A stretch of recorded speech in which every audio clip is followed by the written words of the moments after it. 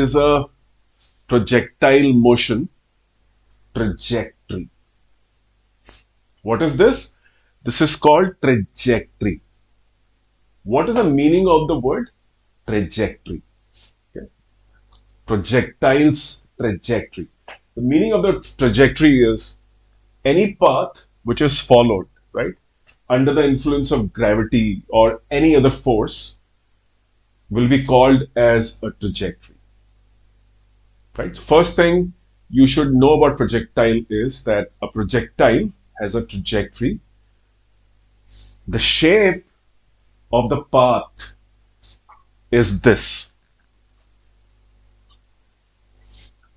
And this path is parabolic.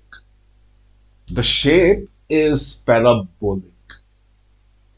So the trajectory of the projectile takes the form of a parabola. You would hear this term many places, trajectory, parabola. Let me just bring them together. Okay, I hope this is making sense. Okay. Now when we draw this graph of the trajectory, which is parabola, on the y-axis you have vertical distance. And on the x-axis you have the distance which is horizontal. So when you throw a projectile, it will go like this, like a parabola. It will go forward in x-axis. It will also be going up, and then second half of the motion, it will be going down. So it has two motions, one x-axis motion and the y-axis motion. I will discuss both, but as an introduction, what you see in front of you generally is this figure. So you should know it's called the trajectory. It's a parabola. On the y-axis is the vertical distance of the projectile. On the x-axis, you have the horizontal distance being covered by the projectile. The purpose is get familiar with this figure. Now I will come to the basics, okay? If you did not understand this, let's go the other way. Now what you do is you launch a projectile from here, right? So that's your launching, right? So you are launching the projectile with velocity u, making an angle theta with a line, okay, which is x-axis. This line, which you see as the x-axis line, okay, is called the ground line for reference. Ground line for reference. I hope you can see this, right? So all the measurements are going to happen with reference to this, okay, with respect to this. We'll come to this, but you should know that the measurement of angle theta is from the ground now, okay? This is your ground. I'm standing here, I'm on the ground, okay? If I throw something, the angle will be measured from this place, right? Because I'm not really throwing something from the ground, throwing at a height, right? So you should know what is the reference point from where the body starts moving. So the reference point is this. It's a ground always, okay? Not always, but this situation is ground. And the body is coming back to the ground. So this is called a ground to ground projectile. Ground to ground, okay? There are other types which we will discuss later.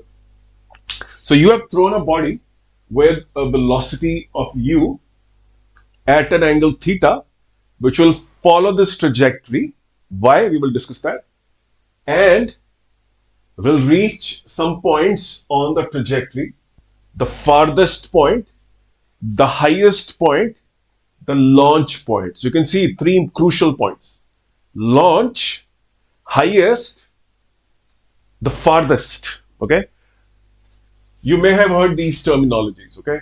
Now, when you launch it, there are parts of this, okay? So there are two parts to this. One is the initial velocity is divided into two parts. So the first part is u cos theta, right? So this is your initial component of the launch velocity, which is u at the point of launch, Then at the point of launch, it also has u sine theta is equal to uy. So first thing first, you have what is the initial velocity of the projectile? Two components. We will split this whole motion into two components to understand it. We will split the whole motion into two parts to understand the motion. The x part and the y part. We are starting with initial velocity. We have already done the division of initial velocity. Now, second, what happens to this at a time t? At time t, for example, the body reaches here, the velocity in the x-axis is u cos theta. The velocity in y-axis is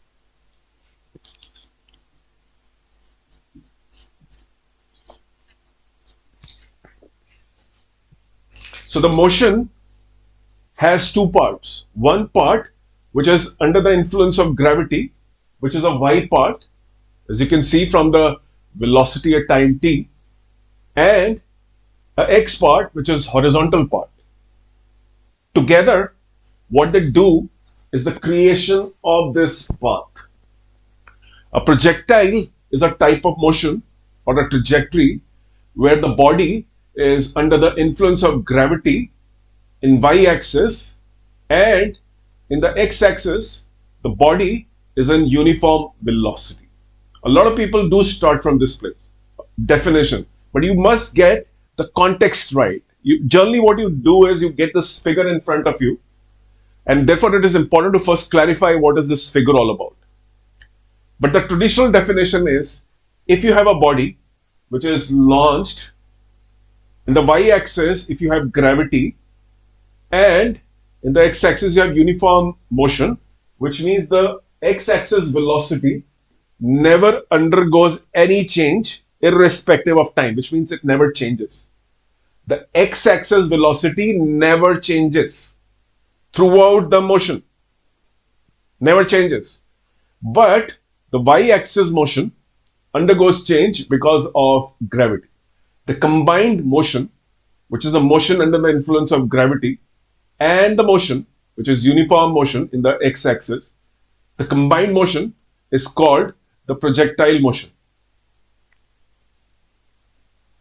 Okay? That's a definition. If you don't have gravity, if you remove gravity, you will, from here, which is a launch, and remove, no, there is no gravitational field here, you will not get a projectile motion.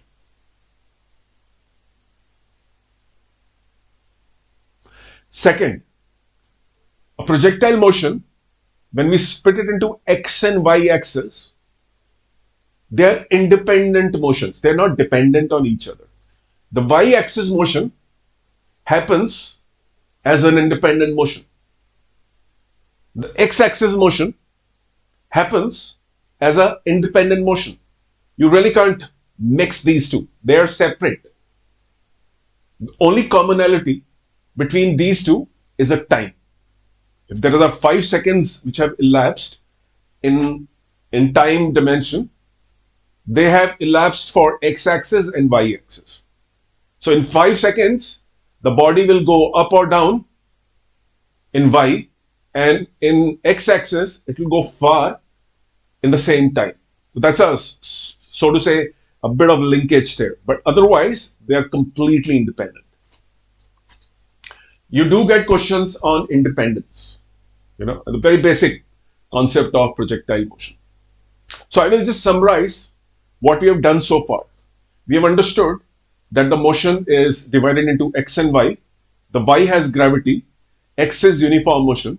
Together they form a projectile motion.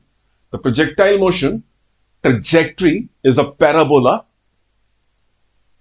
In the y-axis of this graph, there is vertical axis motion, which is in meters, the vertical displacement.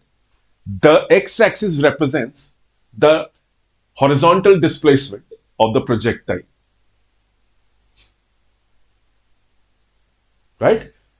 I hope this is making sense. The combined impact of gravity in y-axis and the uniform motion in x-axis together results in a projectile. All right. So let's get slightly deeper into the concepts. Even if you know projectile, later half you will know some excellent points that will help you solve the problem. So stay with me. Even if you know these basics, in the end, I will tell you some very beautiful insights which will help you solve the problem. So you can move forward, if you know all of this, to the end of the session to enjoy those points that will really help you solve the problems. Okay? It's a deep analysis of projectile. All right. So far, we've understood there is initial velocity, there is a final velocity at a time t. So I can show it like this. Okay, so this is my final sum at time t, my velocity vy, and this is my horizontal velocity, which is ux cos theta, right? Which is never changing. The x-axis velocity is never changing. Now, let's talk about the displacement after time t. Since we've already talked about initial velocity, final velocity, obviously we need to talk about the position of the projectile or its displacement from x-axis origin and y-axis origin, origin itself, in time t. So x is equal to u cos theta into t. This is the distance traveled by the projectile in time t. This will be measured here. Okay. So right now, the projectile has reached this point. Okay. So let me just draw a perpendicular here. This is my position of the projectile after time t in x-axis. Distance, speed into time. What is the displacement of the projectile from origin in vertical axis?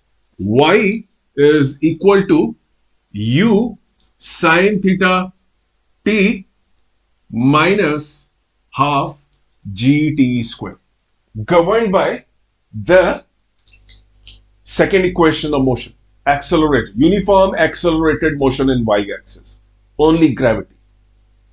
You can see we can find the position of the projectile at a time t in both x and y.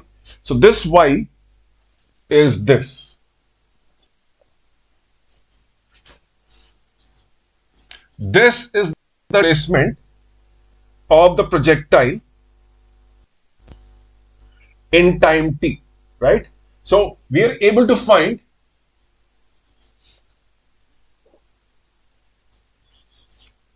everything about the projectile using equations of motion. In x-axis, we are just using the uniform motion concept. In y-axis, we are using the concepts of uniform acceleration. All right. Now, we know the initial velocity components. We know the final velocity components. Okay. And then, I think I'll just correct this. Okay. So this is Vy is equal to minus Gt. Okay. Just a small correction. It is minus Gt. And now, we also know the position of the projectile in x-axis and y-axis after time t. Let's go deep now. I said initially, just for the purpose of introduction, that this motion is a parabola.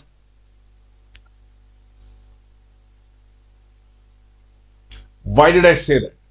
Because I knew it, but there is a mathematical derivation.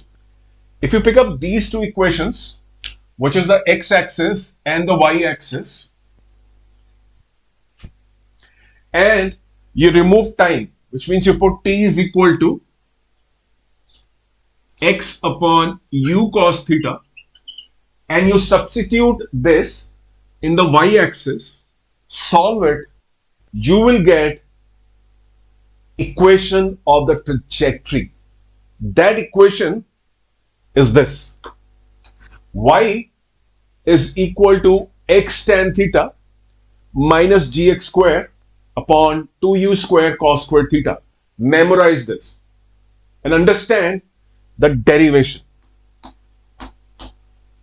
We remove time. This equation has no time in it. This equation is a quadratic equation. We will discuss what does it signify. But for the time being, when you see this graph of y versus x, the equation of this graph is a parabola quadratic equation, which is this.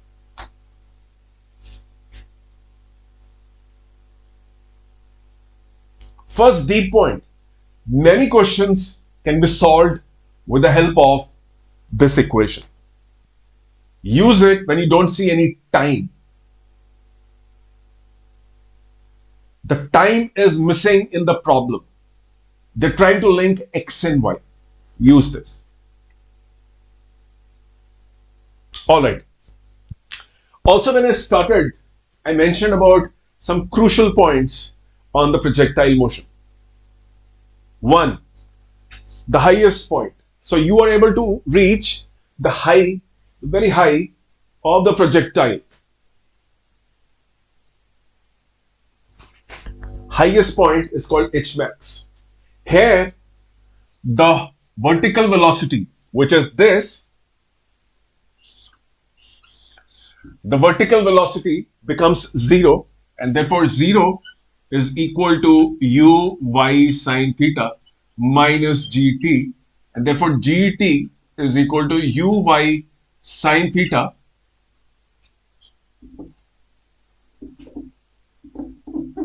and t is equal to u sine theta by g.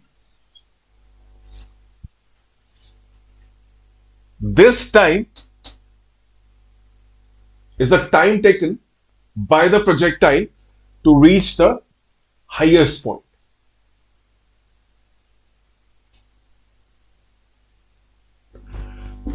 And then the second important point is this, okay? The range. What is the farthest you can travel?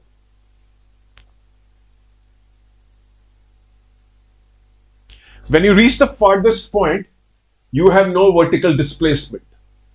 When you reach the farthest point from the point of launch, you have no vertical displacement. In y-axis, your y is 0. Put y is equal to 0 here.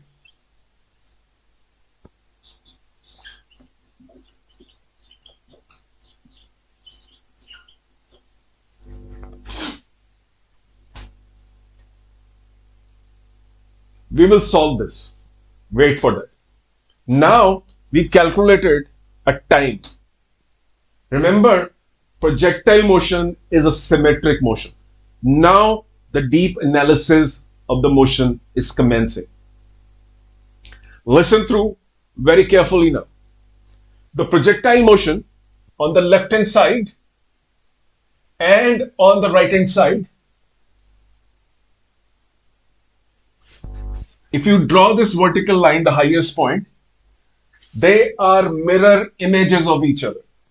Whatever happens on the left hand side also happens on the right hand side, but it's a mirror image.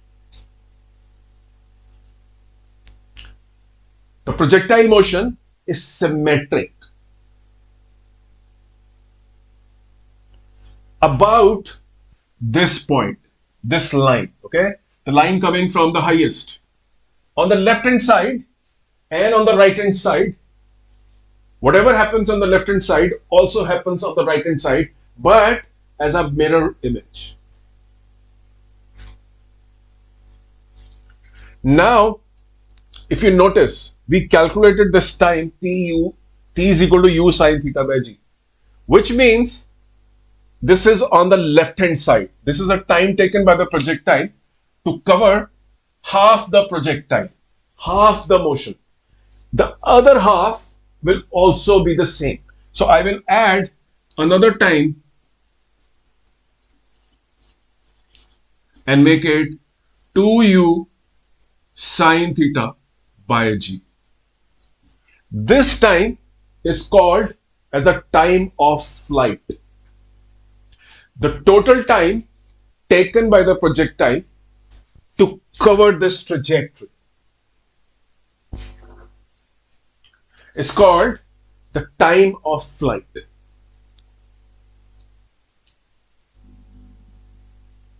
The logic used was symmetry. We knew half the motion takes this much time. By symmetry, the second half also takes the same time. You can easily do that also. Find also. So now you know that the time of flight is equal to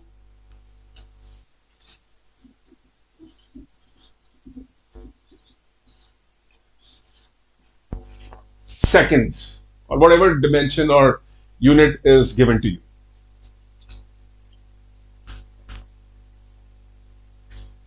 Memorize this, very important. Now, if you use this time t, the total time of flight in the horizontal distance. So what is the horizontal distance traveled through this time of flight?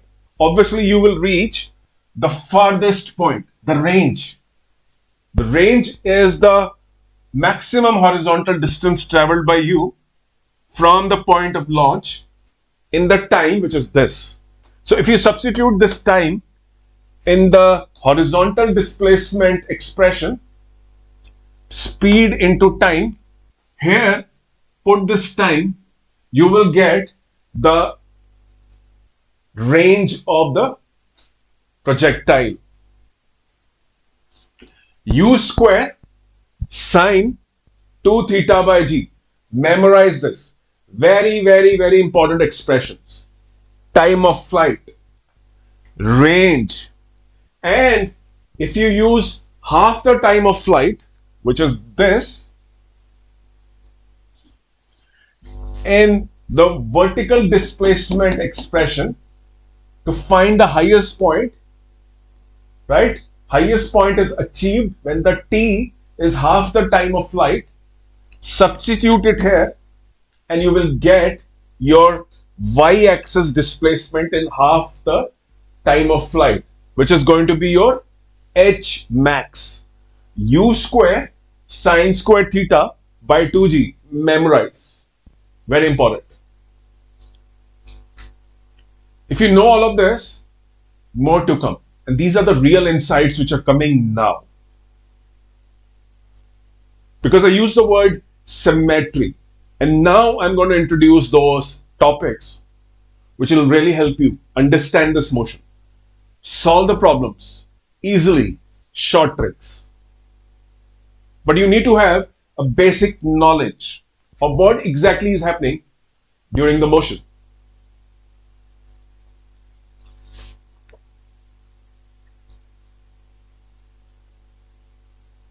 All right, so let's move. I said the motion is symmetric. What exactly does it mean? What does it mean to you? Obviously, the motion is symmetric. The left-hand side of the motion mimics the right-hand side of the motion, or vice versa. But how? Let's see an example. Let me pick this point, okay? This point after time t has a certain velocity, which is v, which I divide into vx and vy, okay? The height of this point, which is a vertical height, y-axis, which is this, is given by this line, okay? So let's say this is the vertical displacement, okay? Let's go to a point which is symmetric to this point. Let's go there, okay? So by what I do is I draw a line which is going to help me find the point of symmetry, okay? In the middle is h-mum, and here this is my point, maybe x, and my mirror image about the central axis, which is the h max, is x dash, okay? So this point, which is located symmetrically, is also at the same height as this point. If this height is 5 meters, this also is 5 meters. We're talking about symmetry now. My emphasis of this part of the video is symmetry. And now see what happens. So your velocity here is v, your angle here is, say, with the horizontal theta, right? Let's see what happens to velocity. Does the velocity mimic? Let's see how it mimics. So the direction of velocity is obviously going to be downward. You will notice that the magnitude of this velocity is same as this velocity, but in the downward direction. So this velocity is going to be v in magnitude. Same velocity which you see here is observed here because the points are symmetric.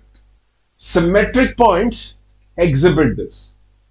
If the velocity here is v making an angle theta, here the velocity is going to be v making an angle of minus theta. That is the only difference. So here the components of the velocity are v cos theta and v sine of minus theta, which is v cos theta, comma, minus v sine theta.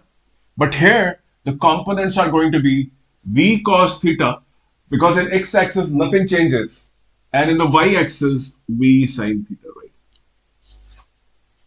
Identical velocity, direction obviously, if one of the direction is this, the other direction is this.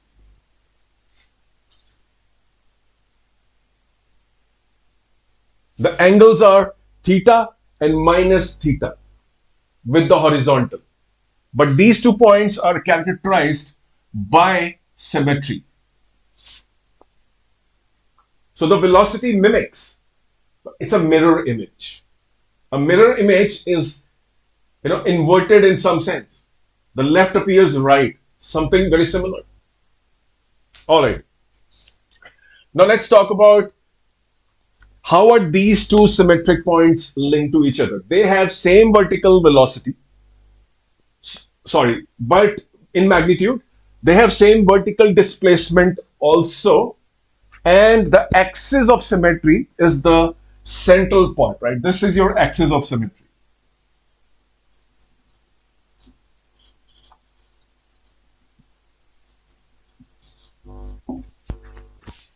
So what's happening now? If you consider this equation, right? If you consider this equation as an example, you will notice it is a quadratic in x, which means for a given height y, you will have 2x. For a given height y, you will have 2x. This is your y, same y, but you have 2x. About the point of symmetry, there are 2 positions in x-axis where the y is same. The y is same. And hence the quadratic. A quadratic has 2 solutions. If I tell you what is theta, if I tell you the value of y, you solve it, you will get 2 x coordinates, which will tell you one coordinate is located on the left of the axis of symmetry. The other one is located on the right side of the symmetry line, and both at both x-axis, which is this, the vertical displacement is identical. For a given y vertical displacement, 2 values of x, one on the right, one on the left, about the symmetry line passing through the highest point of the projectile. Quadratic. For one y, 2x.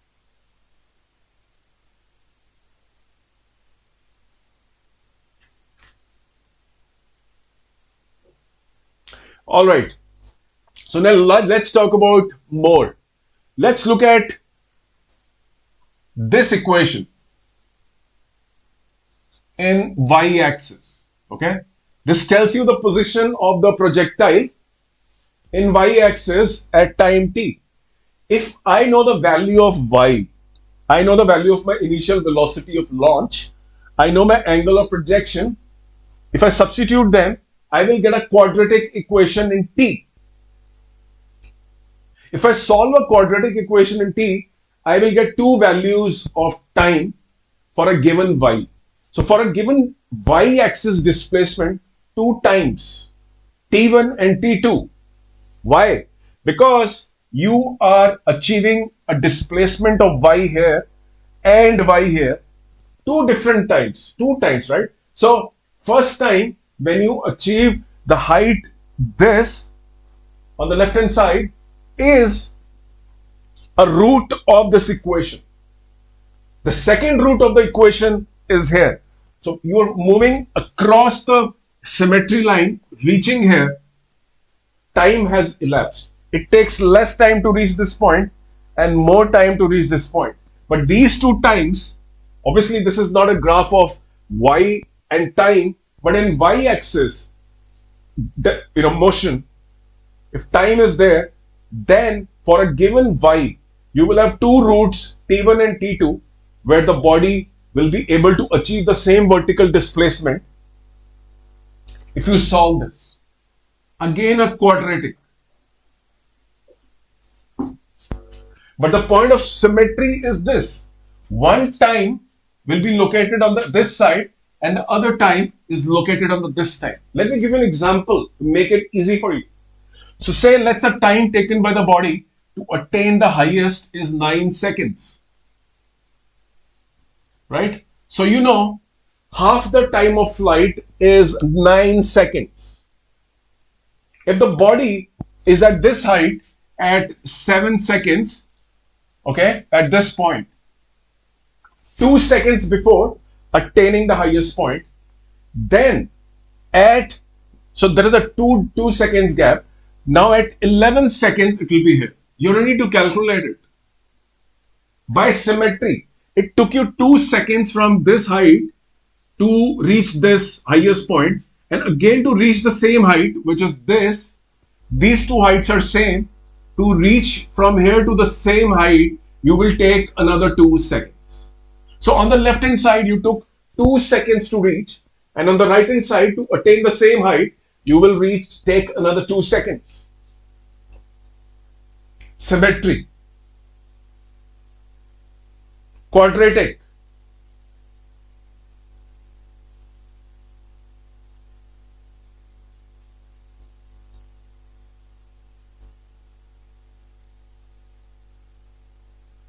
All right, let's move forward. Let's look at this equation.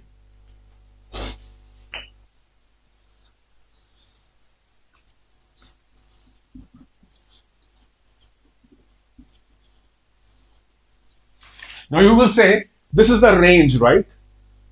Yes, it is range. No doubt about it. This also is quadratic. Now a lot of people get, startled. How is this a quadratic? What do you mean by that? Let me explain you. If you see this equation, and this is more mathematically being discussed than physically, right? But we will explain it physically also. That is what happens in real world. But if you look at this equation, right? If I put theta is equal to 90 minus theta, which means I put another angle, which is alpha is equal to, the range is u square sine of 2, 90 minus theta upon g is equal to u square sine of 180 minus 2 theta by g is equal to u square sine 2 theta by g, which means you're back. Your range is this. If you use an angle of projection, which is 90 minus theta now, you change the angle. So you use 30° first to launch the projectile. And now what you do is, instead of 30°, you use 90 minus 30. So earlier your angle was 30°. Now your angle is 60°. 90 minus 30. Your range does not change. So there are two thetas which give you the same range, quadratic, two solutions. That's where I'm coming from. This concept is known as complementary angle. For a given value of the theta, there exists another angle which gives you the same range. Quadratic. Two solutions. Project at 20 degrees. If you project at 70 degrees, 90 minus 20, the range remains unchanged. Two solutions. A lot of emphasis in these questions on symmetry, two solutions. Symmetric about this point, highest point. So we're talking about angle. One more important thing about this, if theta is equal to 45 degree, the range comes out to be u squared by g.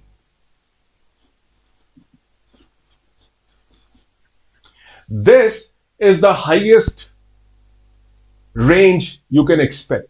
If you're given a particular velocity u and you're asked that project it at an angle so that you get the maximum range, you want to go the farthest in x-axis, always project at an angle of 45 degree.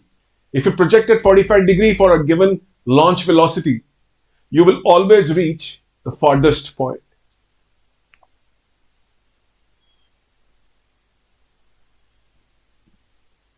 The earlier discussion was complementary angle. This discussion also was about angle. You do something with the angle, results are different. So that is the power of angle in a projectile motion. But that's a point I'm going to discuss now. What is the power of this angle? You have seen, if you make the angle theta is equal to 45 degree, a very powerful outcome of maximum range is coming in. What exactly is the power of this theta? Let's discuss. The power of this theta is, if you increase theta, the time of flight, which is given by, I think we calculated it somewhere, right? Yes. So the time of flight is proportional to sine theta. More is your angle, longer you can be in the air. So if you want to fly, if you want your projectile to be in motion for a longer period of time of flight, project at a higher angle.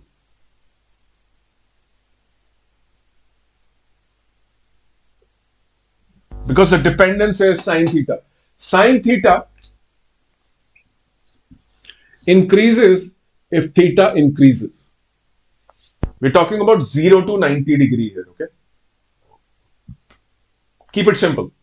45 degree, then 60 degree. 60 degree angle is going to be showing you more time of flight.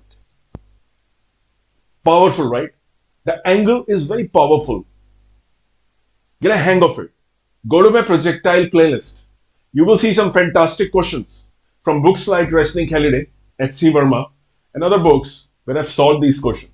Graphical questions, algebraic questions, calculus-based questions. I'm not sure about calculus, but algebraic and graphical a lot. Let's not talk about the power of angle. Look at the height, maximum height. If you increase your theta,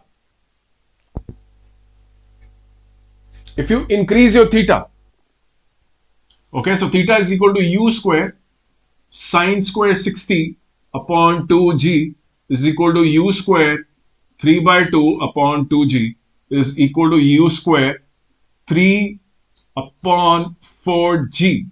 Okay, so that's your theta. Sorry, that's your height, right? Sorry.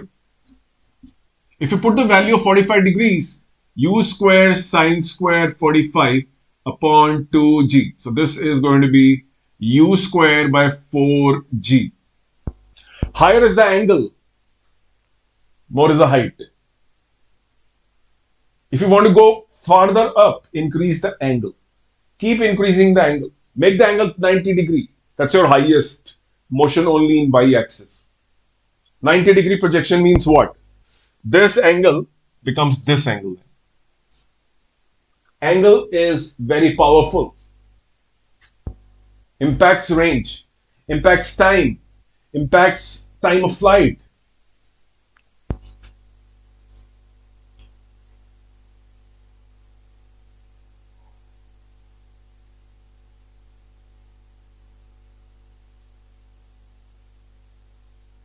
I hope this lecture is making sense and is helping you understand the fine points of a projectile motion.